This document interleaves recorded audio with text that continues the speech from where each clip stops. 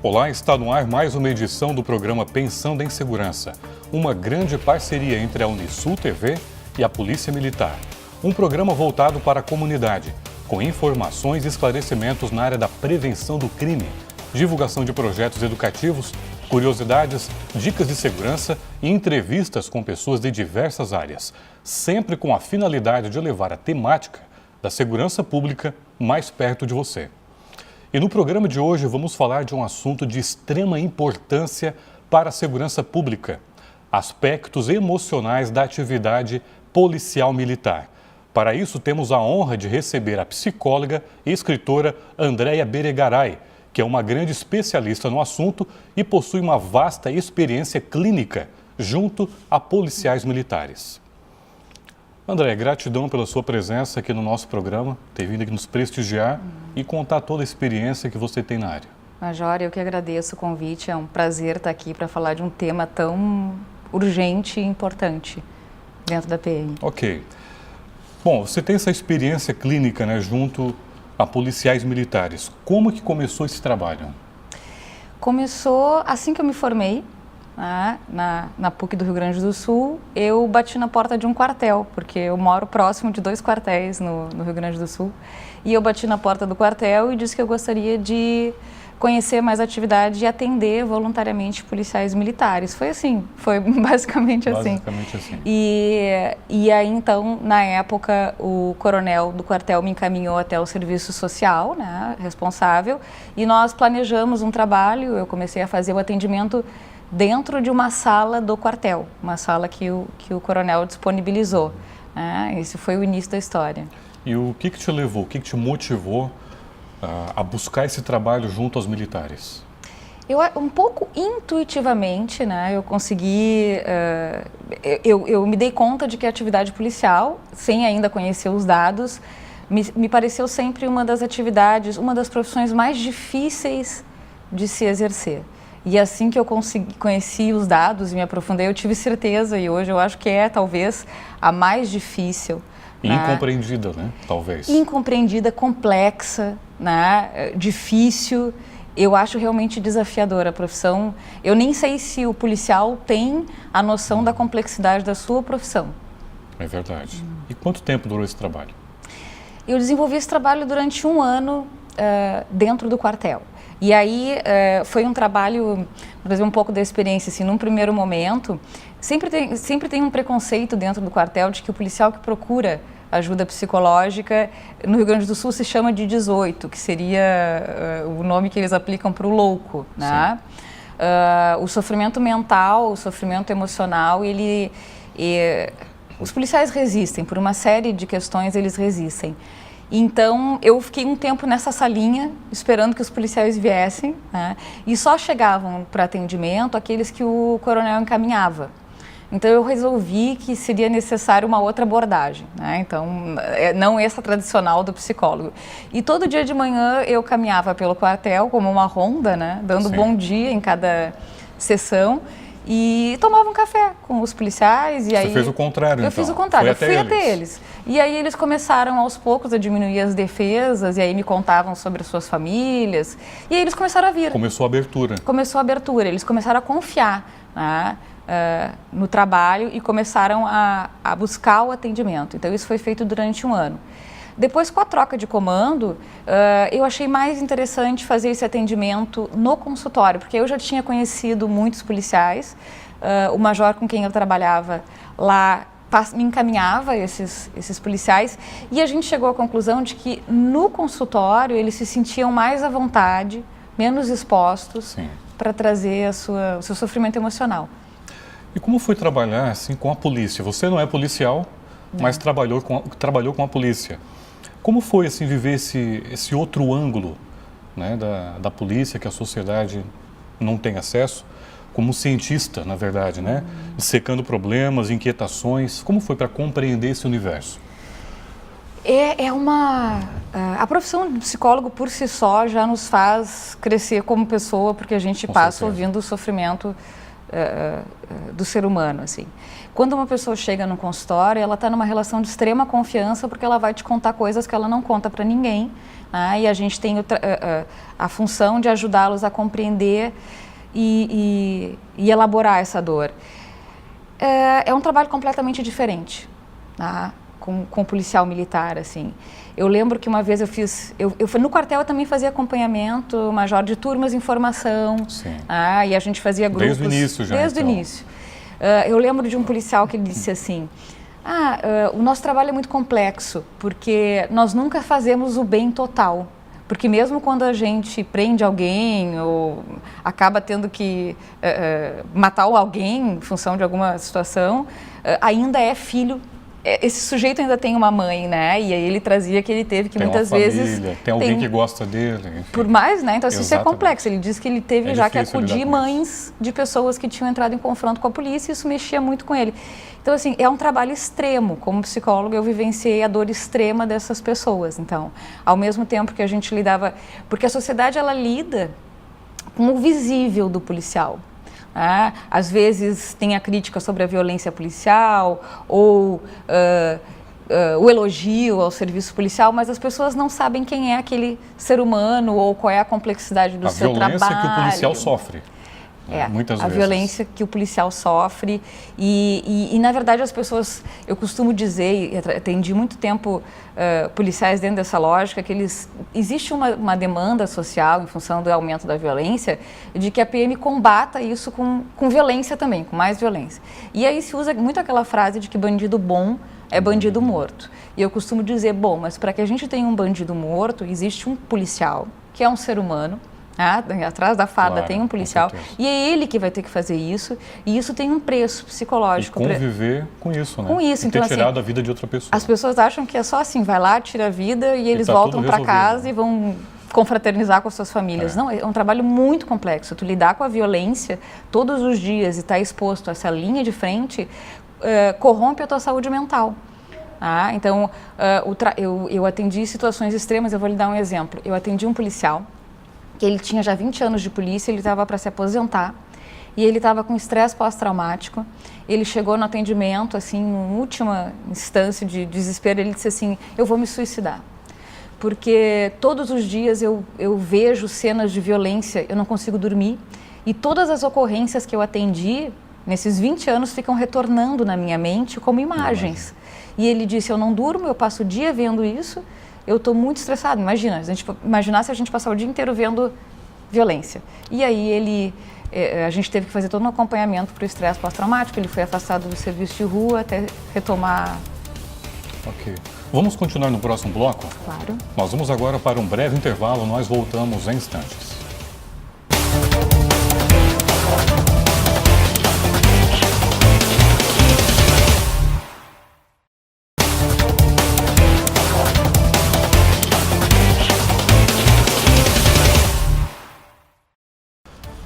Olá, estamos de volta com o segundo bloco do programa Pensando em Segurança. O tema de hoje, aspectos emocionais da atividade policial militar. Eu estou conversando com a psicóloga e escritora Andréia Beregaray, que é uma grande especialista no assunto e possui uma vasta experiência clínica junto a policiais militares.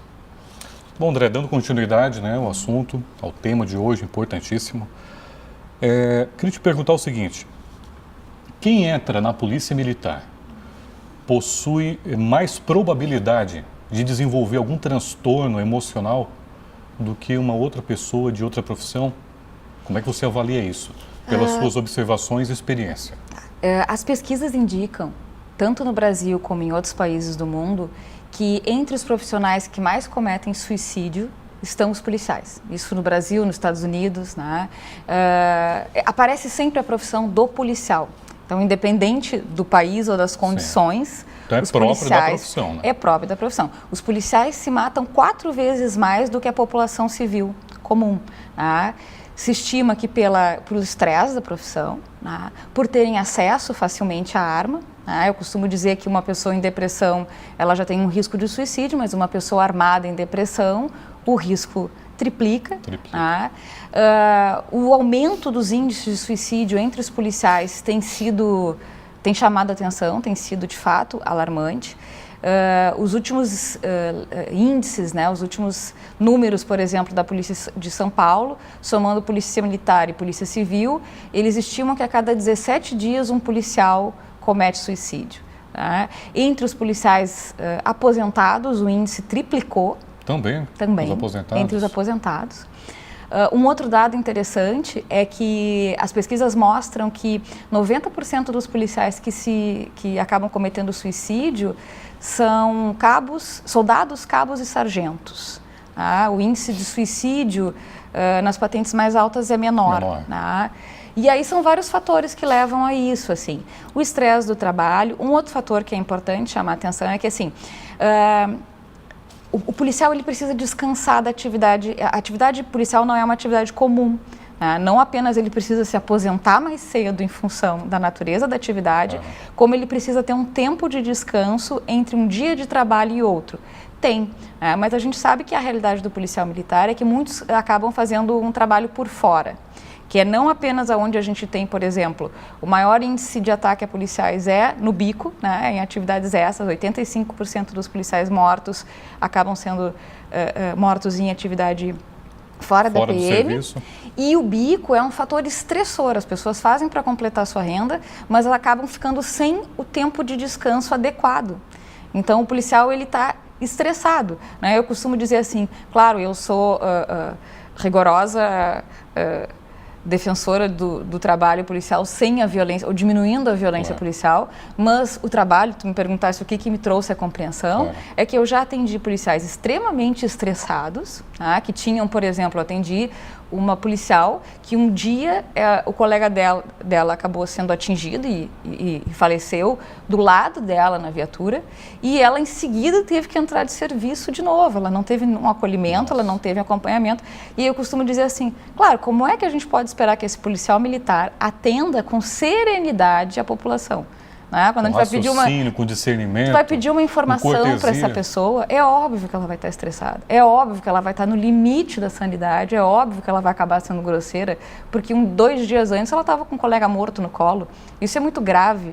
Né? Então, ao mesmo tempo que a gente exige uma postura do policial militar, a gente não oferece ao policial militar o acolhimento, né, necessário para que ele possa se desestressar para a atividade. A gente sabe, por exemplo, que o índice de estresse e suicídio de soldados que voltam da guerra após o Vietnã gerou uma série de movimentos nos Estados Unidos e em Israel, que eles têm espaços de descompressão. Ninguém volta direto para casa em função dos índices de suicídio. Uma coisa que eu acho que era super importante a PM pensar, que são atividades simples, porque a gente pensa combater a violência com atividade já quando a coisa estourou, né? Claro. Mas, por exemplo, no México, numa cidade muito violenta, que tinha muita... nesse momento eu me esqueci o nome da cidade, mas ela é bem famosa pelo índice de homicídios que ela tinha. E eles fizeram uma reformulação total na segurança e na polícia. E eles criaram, por exemplo, clubes, né, para policiais militares e seus familiares, que eles pudessem que eles pudessem ter um espaço de lazer. E que nesses clubes tinham academias, porque o esporte é muito importante para que eles lidem com o estresse, né? Eu digo que Santa Catarina tem uma vantagem para a polícia, que o Rio Grande do Sul não tem, né? É que aqui os policiais têm a oportunidade de acessar praias e eles têm um contato com a natureza diferente. Em Porto Alegre, por exemplo, os nossos policiais passam o dia em atividades extremamente estressantes e aí quando eles vão para casa, eles continuam em alerta total e sem nenhum espaço de lazer. Com as tecnologias hoje, através de redes sociais, acabam acompanhando, né? Eles ficam em estresse permanente, eles não têm a possibilidade de ir para uma praia. Então, a Santa Catarina tem uma vantagem, né, que é essa possibilidade de oferecer aos policiais esse contato com a natureza. Mas esses pequenos gestos, assim, até a sociedade civil poderia se organizar, mas que dentro de cada batalhão tivesse academias equipadas, acesso à natação para esses policiais, isso tudo diminuiria o estresse. E o serviço de psicologia também, acredito, né? Esse é fundamental, esse é essencial, né? Esse eu acho não apenas uma avaliação constante para a gente ver quem são os policiais que estão em risco de saúde, porque assim, é preciso que se leve a saúde mental a sério. Os policiais estão se matando, os índices estão aumentando, né? Isso é muito grave, quer dizer, não adianta cobrar se nós não protegemos essas pessoas, né? E eu acompanhei o caso, por exemplo, né, não se leva a sério, porque assim, não é que não se leve a sério, mas é que algumas pessoas dentro da instituição acabam achando que doença... Isso como fora, tá? Isso é uma maneira geral. Depressão é bobagem, doença mental é bobagem. Eu lembro de um policial que dizia, André, a vida é na rua, né? A farda... Sim. Mas não é só isso. É um sujeito em sofrimento que precisa ser acolhido. Então, assim, quando uma pessoa entra de atestado por problemas de saúde mental, esse atestado tem que ser levado a sério. Eles não podem ser colocados de volta na rua, né? Teve um caso recente... acredito que foi no Paraná, que alguém colocou, que um comandante colocou todos os que estavam afastados de novo na rua e no primeiro dia um policial retornou ao quartel e matou um colega. Nossa. Então, assim, isso é muito grave, isso precisa ser levado a sério. As pessoas não... Saúde mental não é frescura, depressão não é frescura. Tá? E claro, assim, como a gente precisa estruturar esse serviço, muitas vezes não encarar o sofrimento mental também é uma forma de defesa, porque como não há uma estrutura para acolher esses policiais, como é que a gente encara o problema? É verdade. Vamos continuar no próximo bloco novamente. Nós vamos agora para um breve intervalo, nós voltamos em instantes, fique com a gente.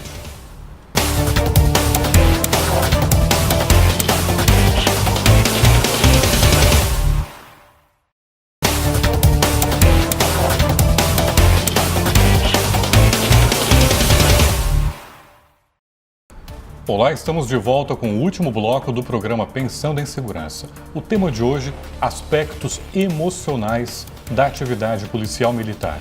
Estou conversando com a psicóloga e escritora Andréia Beregaray, que é uma grande especialista no assunto e possui uma vasta experiência clínica junto a policiais militares. Bom, Andréia, como reconhecer um policial militar que esteja passando por um estresse muito forte? É sempre visível esse estresse? Como que a família pode reconhecer isso, amigos? E assim, uma coisa importante, a gente fala em suicídio que é a última, né, é o momento extremo desse sofrimento emocional. Mas a gente tem, por exemplo, que ficar atento. O índice de alcoolismo é alto, tá? Porque assim, a pessoa vai buscar uma forma de uma válvula de escape. Uma fuga. Uma fuga. Às vezes é o álcool, né? Uma questão, por que eu costumo dizer assim, né, que a gente precisa ficar atento, a gente tem que ver os discursos que estão legitimados dentro da polícia. Primeiro é de que o policial tem que ser um super-herói, né, que ele não pode sofrer, que ele é durão e que o bom policial é durão. Então, assim, as pessoas evitam mostrar o seu sofrimento porque elas temem que isso seja visto pelos colegas e superiores como uma fragilidade. Então, eles escondem muito tempo. A ponto de que a gente não possa atuar. Já é o início de uma doença. Já talvez, é o início, né, de uma doença. Por exemplo, a violência policial, ela é um sintoma de que algo não está bem. Eu costumo usar uma frase que é assim, o policial bom é o policial técnico. A violência é a arma do sujeito que está despreparado emocionalmente, que está... Em desequilíbrio, né? E está em desequilíbrio. Tem um policial no Rio Grande do Sul que ele me disse assim, a gente sabe o tempo do policial dentro da PM pela capacidade dele de sorrir.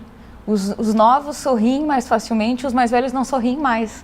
Tá? Interessante. Então, assim, os colegas precisam ficar atentos aos seus próprios colegas. Tá?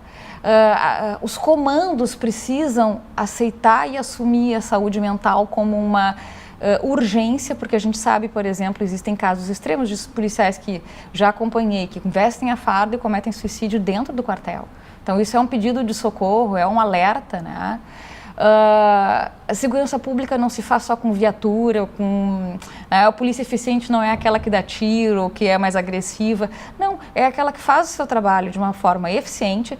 Eu costumo dizer, sim, o bandido bom é bandido morto, não, policial bom é policial vivo, e para isso a gente tem que preservar esses homens, né? Claro. E a gente precisa, por que eu falei em crença, assim, Major, ver se eu consigo me expressar, porque existe uma crença de que se confunde violência com eficiência. E quando a gente confunde isso, a gente deixa de perceber, a gente aceita a violência como algo natural. Muito perigoso. Quando é um sintoma de que aquele policial não está bem. E às vezes os colegas têm dificuldade de chamar a atenção dele, Porque é um assunto delicado. Tu chamar a atenção de um colega que teve uma atitude mais extrema numa cena, né, eles preferem não falar. Só que às vezes é um pedido de ajuda. Assim como, por exemplo, a criança que está mais agressiva, ela vai ser encaminhada para o psicólogo.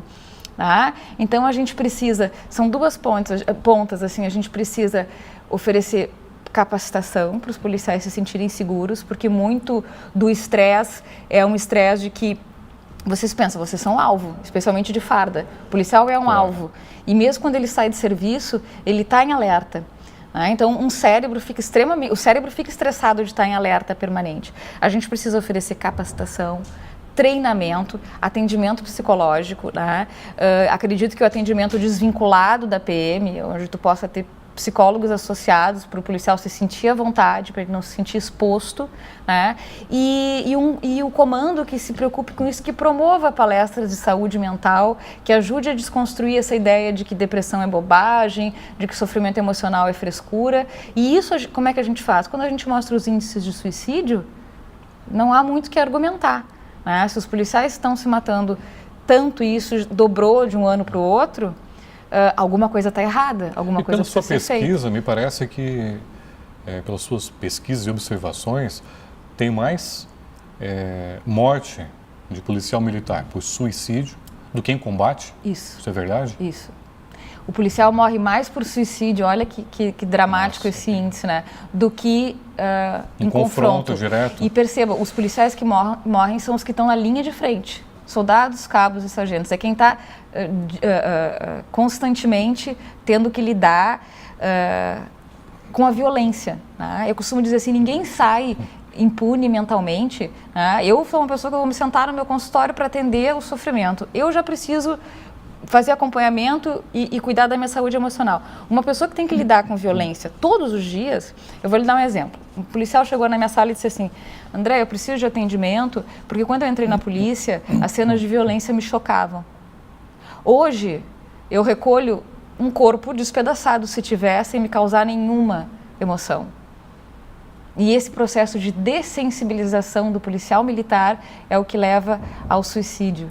Isso que eu não estou falando nem do efeito que isso tem para os familiares, porque isso não destrói a família, ele, né? destrói... A esposa sente, os filhos sentem. Vamos pensar, né? Eu costumo dizer que a farda gruda. Como é que uma pessoa que está ali, passou o turno lidando com mortes, como é que a gente acredita que ele vai chegar em casa? Que ele vai tirar a farda e está relaxado? Não, ele está estressado. Ele teve que lidar com violência. Aí ele tem que lidar com o filho, com a esposa. Com problemas domésticos, né? Isso desestrutura a família do policial. Isso afeta os relacionamentos. Então, a gente tem um índice de separação na polícia militar alto também.